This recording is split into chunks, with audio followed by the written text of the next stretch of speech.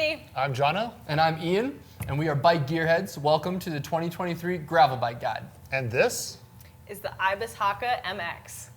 I've owned one of these bikes in the past, and I had it as kind of an all-around gravel bike. I've done all kinds of things on this bike. I went bike packing to go fly fishing one time. I raced it in mini races. One of my favorite was Lost and Found gravel race. And then I just rode it around on the roads, even with my buddies on the group rides. The bike is super light, super responsive, good at a lot of stuff. you can run 650B and 700 wheels, so it's flexible in that regard. I currently own an Ibis Hakka. I have mine set up 650B with 47 millimeter wide tires. So it's pretty chunky, but super comfortable that way. So if you're looking for like a more, I guess, endurance-y type gravel bike, it's great when you throw on the 650Bs and just have some comfort. Yeah, definitely. Kind of along that lines, who would like really use this bike a lot? Like, would it be the racer? Would it be the in-between? I mean, Ian, you said you did both. I think it's both. I think it's great for both people. The bike is, it has spots for fenders. You can put racks on it, you can put bags on it. It's good for that. But it's not, the geometry of the frame is not super raked out in the front. The head tube angle is still pretty steep, so it has pretty good it's not an adventure gravel bike. Yeah. It can be used for that, but it's not like these modern bikes that have a slacker head tube angle and have all the mounts for bags. So yeah, you kind of have to, it's for the adventure cyclist that also wants to race. And what about tire clearance? What's the widest tire? So that's going to depend on your wheel size. So like I said, you can run 650B or 700. And with 700, you can go up to a 40, which is a little bit narrow compared to modern bikes. This frame's been around for a while. But I think the main clearance issues are with the rear. It has a fender mount, which could rub the rear tire. But if you remove that, I think you could fit 42s, no problem. Have you run 42s in yours? I have run 42s on mine before. Yeah. So if you remove that fender mount, you shouldn't have any problems. Yeah. Yep. Definitely not in the front. The front has tons of clearance. Yeah, the front has tons of clearance, but you're totally right. With the fender mount there, you would never be able to run anything wider. And then 650 is 2.25, so real chunky. What do you guys run, 700 or 650? That's a good question. Kind of both, but mainly 650. Okay. Yeah, I've never run 650 on a gravel bike. Wow, Ever. okay. I do 700 by 35 for most races that I do. If it's really technical and chunky, I'll go up to 40. But wow, I've found most of the gravel races that I've done and most of the gravel riding I've done can be accomplished with that. I have never really gone on a long bike packing trip though, so I think that's where the 650 could really come into play. Yeah. And I probably would switch it up if I was going to do that. Let us know in the comments, do you run 650B or 700 for gravel? I feel like most people are going to say 700. I'd say so. Yeah, there's 5 different sizes, so it accommodates to riders from 4'11 to 6'6", so they have a pretty wide range for all different rider types. Yeah, that's awesome. One thing I will note about the geometry on this frame is the top tube isn't sloping, so the standover height is really tall on the Ibis Hakka. Yeah. So that's just something that you want to consider if you are thinking about this bike. You can reach out to one of our gearheads and they can run you through the sizing. We've sized a lot of people on this particular frame, so they could definitely help you out. But the standover height might feel a little high, and if people like a lot of seat post showing, you don't really get that with this particular frame, just because the top tube's kind of straight across. It is parallel. But it is nice if you want to put frame bags in there. You do have space to put the frame bag, and there's a spot for the water bottles. Yeah, room for big water bottles and top tube bag underneath, so it's great for that. It's good to know because I run a smaller frame size and I've definitely struggled with putting bags and having them fit in the frame, so I feel like this would definitely be more accommodating towards that. Very recently you struggled with that. Yeah, if you want to learn more about bike touring and bike packing, go check out the video up here. We just got back from a trip in California, did a little wine country tour. It was a lot of fun and learned a lot about bike touring. So does this bike have any notable accomplishments? It does. So actually last year in the Lifetime Grand Prix Series, Haley Smith, she won overall last year, and she was racing Ibis bicycles and the Ibis Hakka.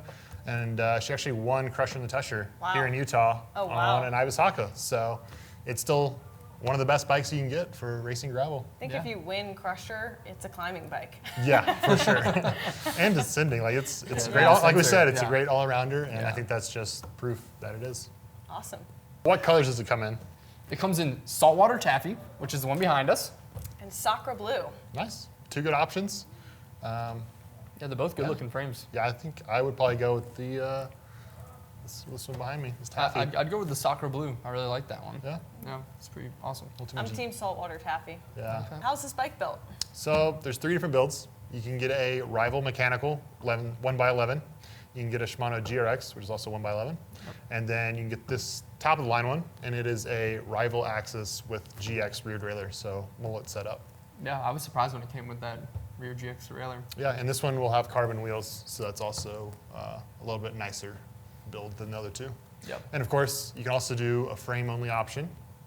It's true. So customers can reach out to a gearhead and work with them on building it up however they'd like. Yep, so there's a few limitations. I mean, it does run 1 and 2x if you want to build it up yourself, but if you're going to run a front derailleur, it has to be wireless or Di2, so it can't do any mechanical front derailleurs. And then for the chainring size, which is something that I always think about when I'm building my bikes, 48 tooth, if you're doing a 1x, is the max size, and 34 tooth is the minimum. Yeah, so a huge range there. It's a huge Wow. range. 48 tooth is pretty, I want to say it's pretty uncommon for a frame to be able to accommodate that large of a size. A gravel bike frame. A gravel bike, yeah, and a 1x. Yeah. Yeah. That's more like a 1x road setup. Yeah. The 48. So having that clearance is awesome. Yep. And as far as building this bike up, it's traditional. There's nothing really crazy about the headset. Bottom bracket is threaded, bottom- T47. Yeah, T47 bottom bracket. And you don't have to worry about the headset. It doesn't need to be all integrated and everything. The cables just run on the outside, run through the bars. Like, it's easy. So for a home mechanic, this bike is awesome. Yeah. A great choice. Yeah. All right, well, that covers our build specs. But we should probably figure out how much this thing weighs. And this is the top of the line one. Yeah. Let's do it. Let's do it. Let's guess. And you at home, put it down in the comments. How much do you think this thing weighs? Remember, this is the Ibis Hakka. What size? It's got the rival. It's got the 50 GX. It's a 53. 53. Okay. Mm-hmm. Oof. It's sub 18 for sure. 17.5. I'll do 18.1. Okay. I'm going to go with 17 pounds, 10 ounces. Wow. 19 19 pounds, No way. 1 That ounce. I win! This is definitely the all-around bike, whether you're just getting into gravel riding or you're Haley Smith competing in the Lifetime Grand Prix. I think this bike can fit both types of people, and it's a great in-between. Yeah, I would agree. I mean, and the price point of it is great as well. I think it's, not too out there for most people. So you can start with that rival build, and maybe over time, if you become a racer, you can upgrade the components as you need, and I think the bike will grow with you. Yeah, I agree. If someone's getting into, or they're curious about gravel and they're not sure, what discipline do I want to do? This is a great choice because it allows you to do anything depending on how you want to build it up. Yep. I mean, the Hakka is a great bike, but we do carry some others that are similar. So the Santa Cruz Stigmata, the Pivot Volt, and the Niner RLT RDO. The RDO is the carbon version. Okay. So those are the other bikes that we'd have that would be similar to this particular bike. Cool. So if you have any questions about any of those 3 bikes, be sure to reach out to Gearhead and they'll run through the differences. So that covers the Ibis Hakka MX. If this one did not interest you, we do have 3 other gravel bikes that we covered in our guide. So be sure to check those out in the description below. And don't hesitate to reach out to a gearhead with any questions. And please make sure you like this video. If you do have questions that you want to ask in the comments down below, that'd be great. And make sure you subscribe to our channel. Thank you. We'll see you out there. See you on the gravel.